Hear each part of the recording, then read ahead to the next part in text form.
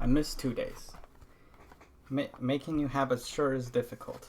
The first day, I ended up doing something and I kept getting distracted, saying, I'll just finish this and do it, and then I'll finish this and do it, and I ended up just not doing it. And on the second day, which is yesterday, I just straight up forgot.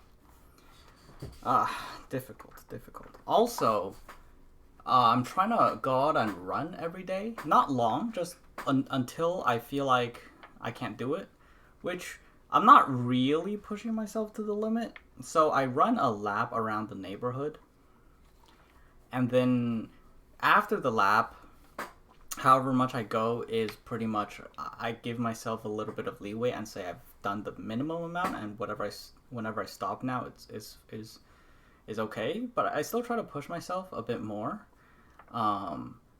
But the having that minimum line makes it a little bit easier, because if I didn't have it, I would probably do like a third less, because my lungs and my heart really want me to stop. So yeah, my cardio is bad, of course, but I don't actually.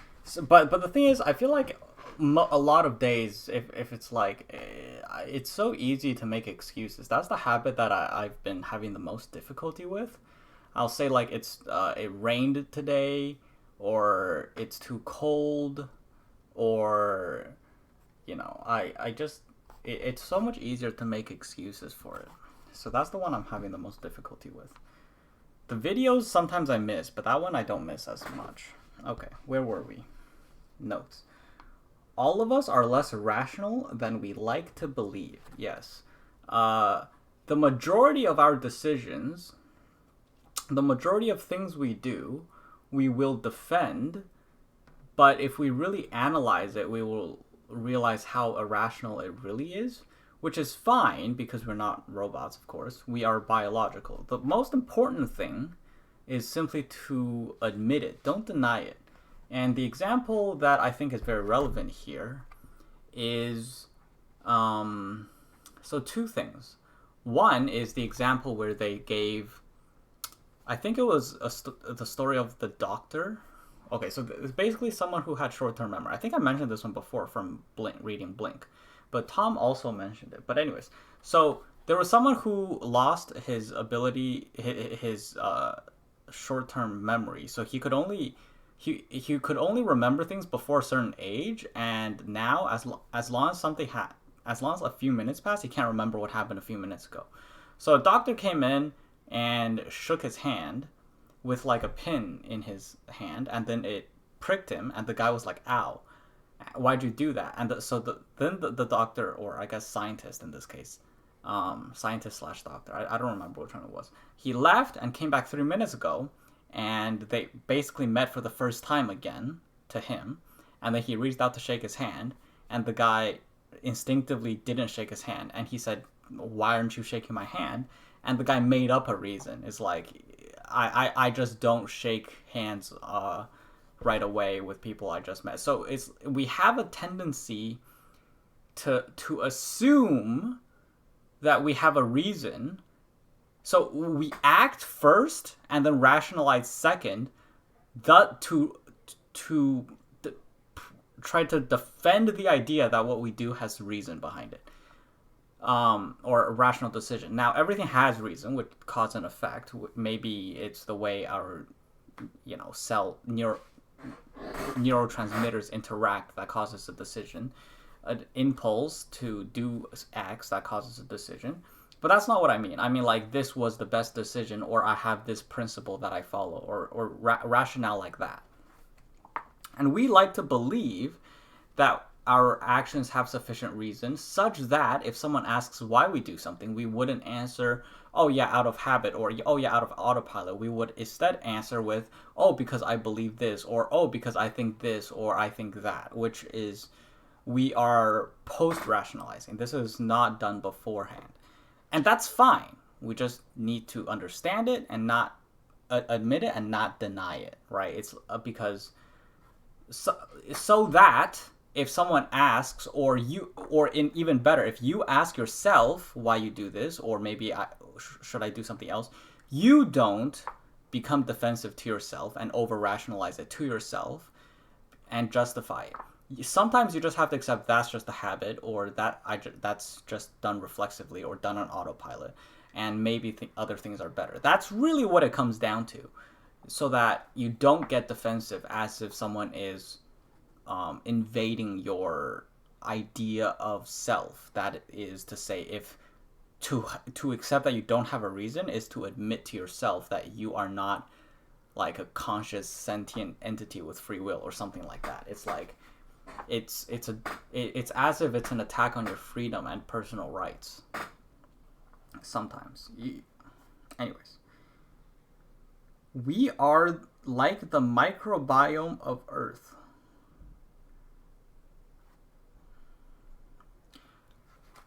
Yeah, okay. So if you think so the microbiome is, like all of the microscopic creatures you have living on and inside you, for example. And we are kind of like that to the earth, right? We're just moving around. We eat this off the ground. We plant that. Everything lives in a cycle. And sometimes you just need to step back and think of yourself from a much larger perspective and understand that it's if something's going wrong for you, it's not the world collapsing. It's just another event. And this helps to detach yourself the from overstressing on very unimportant stuff. I'll give you an example. I heard someone say, I don't even know if this is a true story, but this is just a mental exercise, okay? Someone said astronauts who've gone out and come back, or like in astronaut, like they interviewed an astronaut or something, said that after seeing Earth from space, he wished he could grab the politicians by the collars, shake them, and yell, "Stop worrying about such trivial, stupid stuff. Stop fighting over this inconsequential stuff." And basically, it's like when you can take a step back, you really realize that some things aren't as big as they seem in the first person view, is really what it is. Next. This one has no consequence in understanding, but this was mostly a social science observation, which is very interesting. So it's like when girls, females, women, meet and talk to each other or chat, they will chat while facing each other, and when guys chat, they'll chat while angled outwards, maybe, like so that they can cover more area rather than face to face directly at parallel. So like maybe one person faces this way and one person faces that way, and they'll stand at an angle to each other while they chat a lot of the time, if they're standing while chatting, apparently, which makes sense. And biologically speaking, it's you don't want to cover your fields of vision against potential threats, I suppose. Anyways, we don't design long-term plans because we think it'll work out. Wait, what? Oh, so a lot of the time we don't design. Okay, so we have ideas of things we want in the long term. Like I'll give you the generic one: go to school, go to university, get a job, get married, have kids, buy a house, whatever. I think that's like the American dream or something. But so that's like the generic plan. But you don't actually plan it out step by step, because we feel like the next step will just take care of itself. Like that's just the natural course of action. And then, so like for big things that we think are important to our lives, we leave to fate and say it'll take care of itself. And for the small things that don't matter, we stress over it every day. Like, for example, I'm gonna miss this train, or I'm gonna, I have to. My due dates for this is in 3 days, and then after that I have to do that, and it's like which is fine. You can accept that these things are things that you have to deal with, but it's very interesting how we will how invasive our small stresses can be when you probably forget about it by the next day in terms of what it is, while not actually thinking about things that you won't forget about. So another thing I want to mention is the habit of recording good things down. And I know I mentioned this with Solve for Happy, but I actually have a better frame of reference and personal experience I can speak from for this. When you think of what happened in the past maybe 3 to 5 years, there's not really much that really comes to mind. But if we were to ask you in one particular thing you're trying to do that is in a very small time frame, for example, for the next few days, you'll say, oh, I'm worried about this happening, that happening, this happening. And then you don't really think about all of these bad things that happened in the past 3 years because they're so small. And when you think of the good things, they feel like they're missing as well. But if you record the good things and don't record the bad things, because the bad things are, if they're small enough, the bad things aren't going to be very memorable either. Only the major hurdles or the macro hurdles. But if you record the small good things, then when you look back, you're going to have the impression of how much good you experienced versus, and it will amplify how positive your mindset will be looking forward, and how good you think your perspective of your experiences are. And my personal example of this is simply my Hall of Quotes, which is something I started for TESOL when I was chatting in the public Discord for the card game, and there were just a bunch of idiots that we made fun of. But the problem was we couldn't just make fun of them to their face because that would be rude. So what I did was I just recorded the stuff they said that we found hilarious, and then posted it in a new Discord just as a memorandum, like a Hall of Fame, just to record it so we could visit it, read it, and find it funny all over again.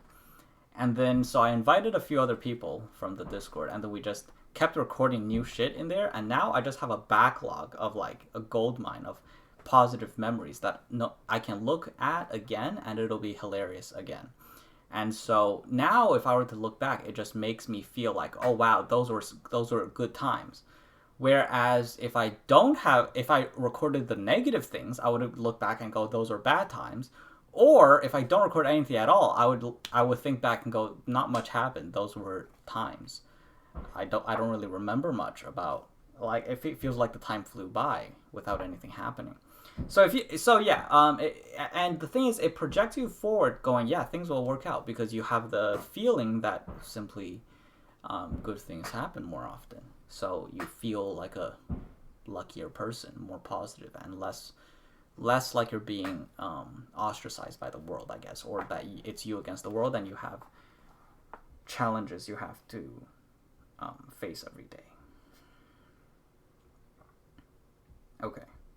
I mean, if you think about it, it's like, even if you think about a video game, it's not like if a game is too easy, you're bored, and if a game has challenges where you have to go through hurdles to pass, or maybe you have to go back to a point you passed before to grind or to get an item to make yourself more capable, you do it without hesitation in video games. But in real life, you're like, the world is just against me and it's not letting me get to the next stage. Why is this so difficult? Why isn't it just free? But if you were to be given it for free, then you wouldn't actually perceive it, because we take for granted what comes for free. And that might sound offensive or intrusive to your personal belief that you would not take things for granted. But I admit that I do it too. But I'll give you an example. Let's say you got there were grades. Let me think of an example. Here's the thing, right? I could use social examples of other people, and you would easily say, "Oh yeah, people do that." But it's very difficult for you to go in. We are quick to judge other people. We are quick to look at examples and go, "Yeah, people do that." But then we don't stop and go, "Yeah, I do that."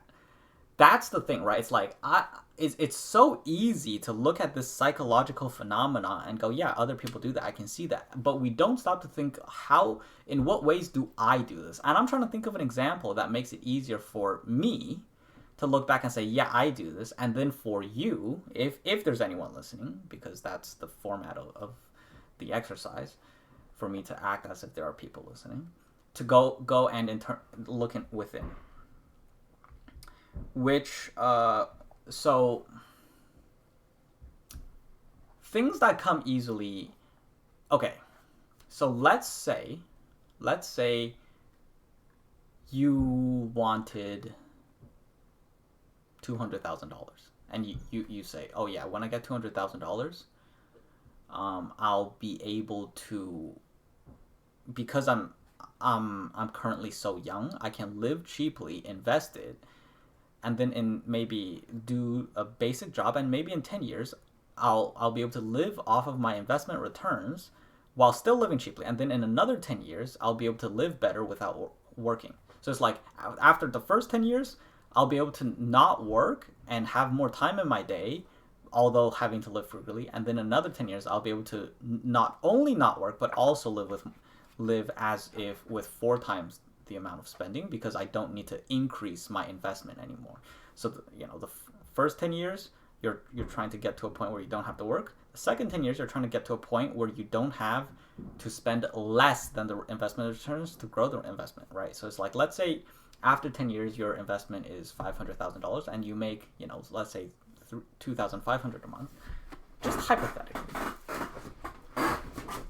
So you say, oh, but I want to be able to one day spend $5,000 a month. So now you spend $1,500, and then you keep accumulating the investment, and then eventually you can spend $5,000 because you make $5,000 a month. Or maybe you go, I'm not going to live another 100 years, so I can spend $10,000 a month. Or just random example scenario. So now you go, okay, I want $200,000, and then you go, let's say this is hypothetical, okay? Then you go, okay, right now I have I have $10,000, and I can afford to lose 1,000 on this gamble because these people who I trust, and I say trust very loosely. This is probably not trustworthy, but it's easy to get caught up in trust that is undeserved.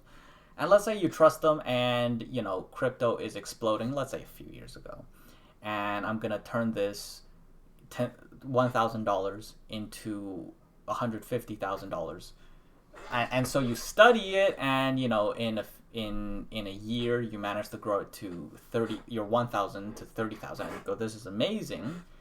And then maybe in the next year you grow it to 150,000 or 200,000, and you reach your goal.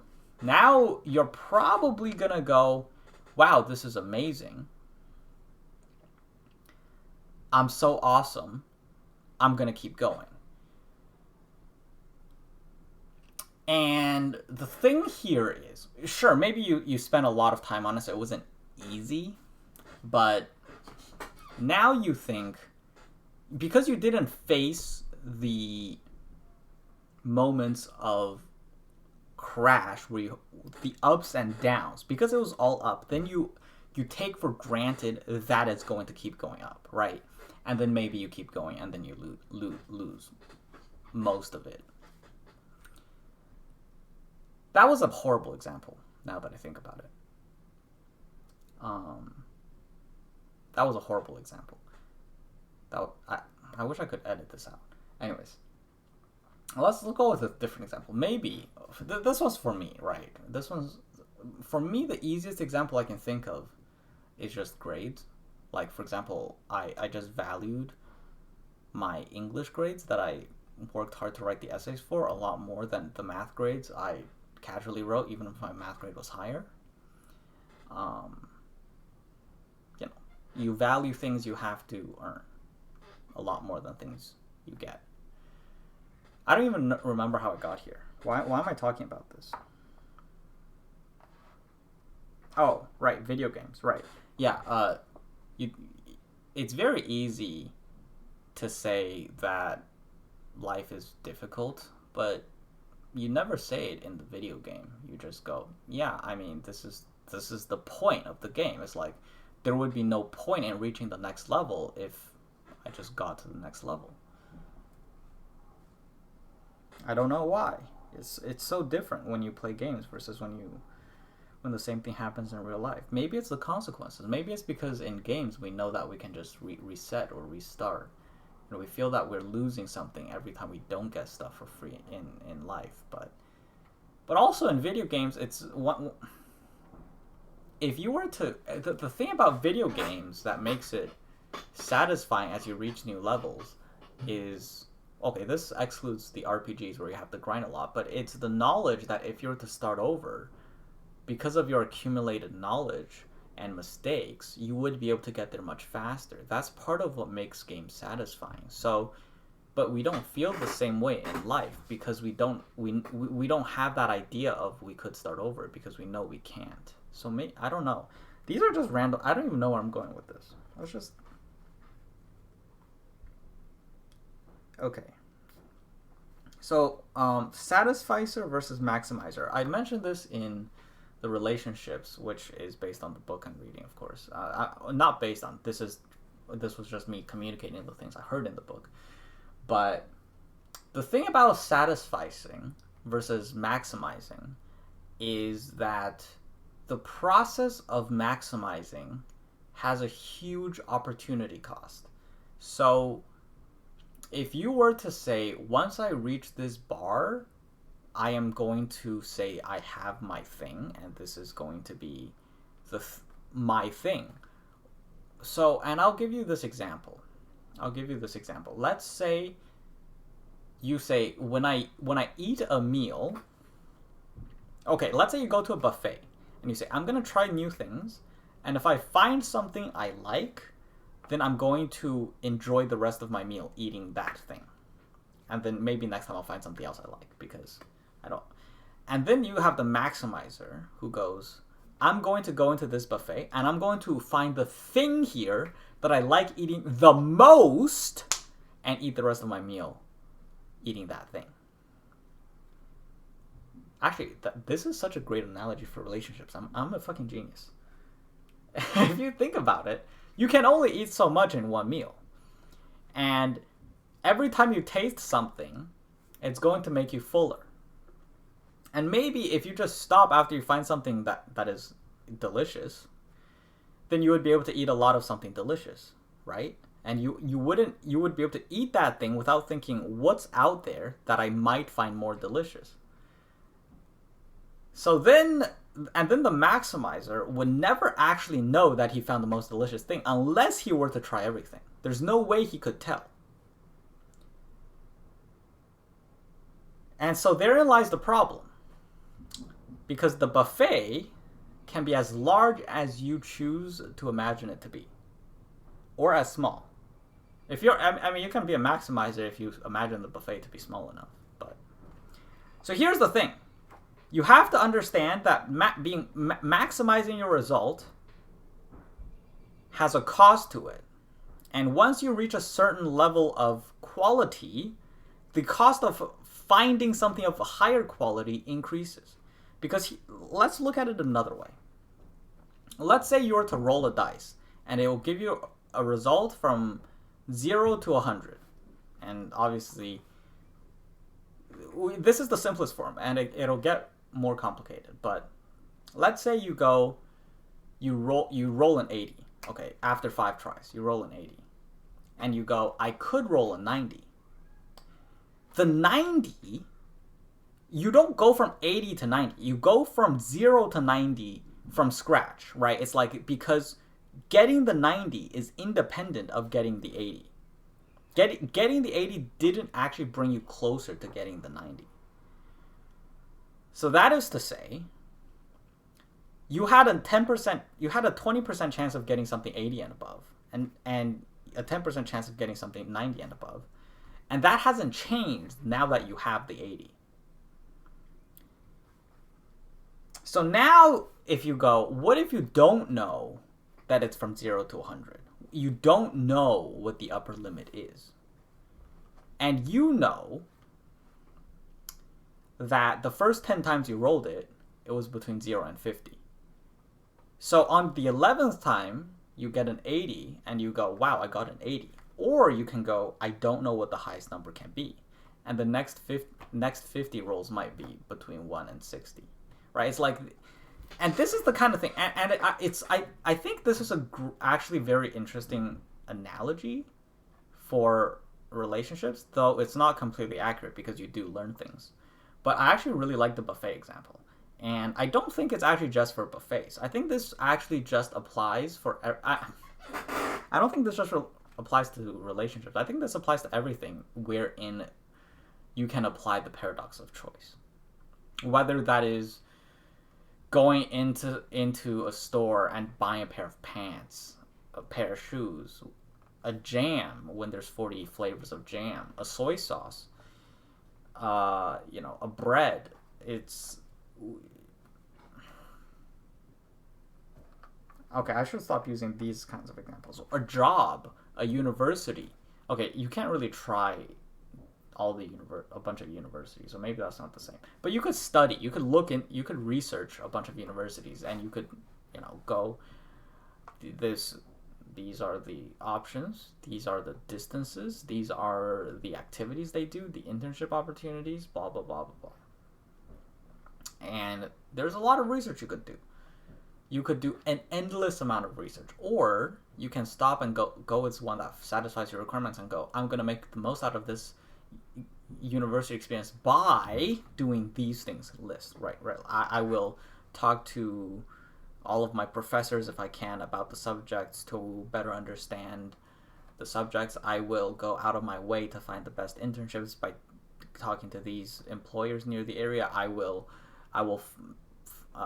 maybe do these extracurricular activities, use these gym facilities on these days, and so on and so forth. And if you think about it, it's much more likely that you will have a better, more optimized result if you pick one that is pretty good and look for all the ways you can make the most of that experience than someone who looks for a university with a slightly better default experience.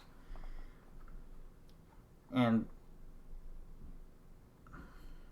jobs are probably the same, but it is a bit more difficult to find a job that is pretty good based on research alone, because you do have to experience it. But if you apply your filter to this is a complete different thing. I probably have this note on a different day, but if you apply a positive filter, you're going to have a positive experience.